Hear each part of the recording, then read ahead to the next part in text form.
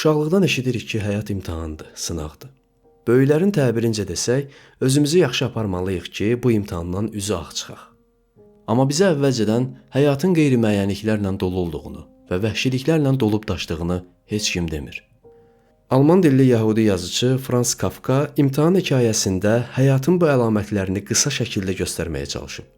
Əsər bürokratiya, qeyri-müəyyənlik və nəzarətsiz qurumlar qarşısında insanın acizliyini təsvir edir.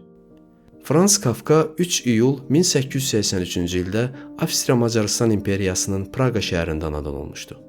O, çevrilmə, məhkəmə, qəsir, atama məktub və Milenaya məktublar kimi tanınmış əsərlərin müəllifidir. Kafkanın əsərlərindəki situasiyaları təsvir etmək üçün ingilis dilinə Kafkavari mənasını verən Kafkaesk sözü daxil olmuşdu. O, 3 iyun 1924-cü ildə vəfat etmiş və Çexiyanın Praqa şəhərində Yeni Yəhudi qəbristanlığında dəfn olunmuşdu. Franz Kafkanın imtahan hekayəsini alman dilindən Azərbaycancaya tərcümə edən filoloq dosent tərcüməçi Vilayət Hacıyevdir. Mən qulluqçuyam, ancaq iş tapa bilmirəm. Biraz qorxağam, irəli soxulmağı bacarmıram. İrəli soxulmaq bir yana, başqaları ilə bir sırada da dayana bilmirəm.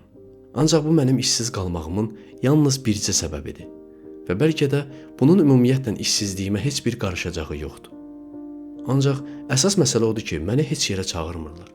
Halbuki başqaları çağırılıb, özü də onlar məndən çox müraciət etməyiblər və ya özləri çağırılmaq istəməyiblər. Mən isə çağırılmağı ən azı hərdən lap çox istəmişəm. Ona görə də qulluqçuların otağında uzanıram. Tavandakı tillərə baxıram. Yuxuya gedirəm, ayılıram, təzədən bir də yatıram. Bəzən də yaxınlıqdakı meyxanaya gedirəm. Ancaq verdikləri pivə yaman turş olur. Hərdən əsəbləşib yerə tökürəm. Ancaq sonra da təzəsini alıb içirəm. Orada oturmaqdan xoşum gəlir. Çünki onun balaca, bağlı pəncərəsindən evimizin pəncərələrinə baxdığımı heç kəs görmür. Orada da çox şey görünmür. Mənə elə gəlir, bu küçəyə baxan yalnız dəhlizlərin pəncərələridir. Özü də bu dəhlizlər ağaların qaldığı otaqların dəhlizləri deyil. Ancaq ola bilsin ki, səhv edirəm. Bunu bir dəfə kimsə demişdi. Özü də mən soruşmamışdım, özü demişdi. Evin ümumi görünüşü də bunu sübut edirdi. Pəncərələr nadir hallarda açılırdı. Açan da qulluqçu olurdu. Ona söykənib biraz küçəyə tamaşa edirdi. Deməli, elə dəhlizdir ki, onun küçəyə baxdığını heç kəs görmür. Yeri gəlmişkən, yuxarıda işləyən qulluqçuları tanımıram. Onlar mən qalan otaqda yatmırlar. Bir dəfə meyxanəyə gələndə gördüm ki, yerimdə ayrı bir müştəri oturub. Qorxumdan kim olduğuna baxmadım. Elə qapıdanca geri dönüb qayıtmaq istədim. Ancaq məni yanına çağırdı və belə məlum oldu ki, o da qulluqçudur. Hardasa görmüşdüm, sadəcə olaraq söhbətimiz olmamışdı. Niyə qaçırsan? Gəl otur iç, pulunu özüm verəcəm. Beləliklə onun yanında oturdum. Bir neçə sual verdi, ancaq cavab ala bilmədi. Çünki nə soruşduğunu başa düşmədim. Ona görə dedim, yəqin indi məni dəvət etdiyinə peşman oldum.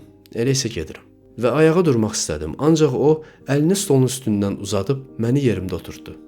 Dayan, dedi. Bu yalnız imtahan idi. Kim suallara cavab verə bilmir, deməli imtahandan keçmiş olur.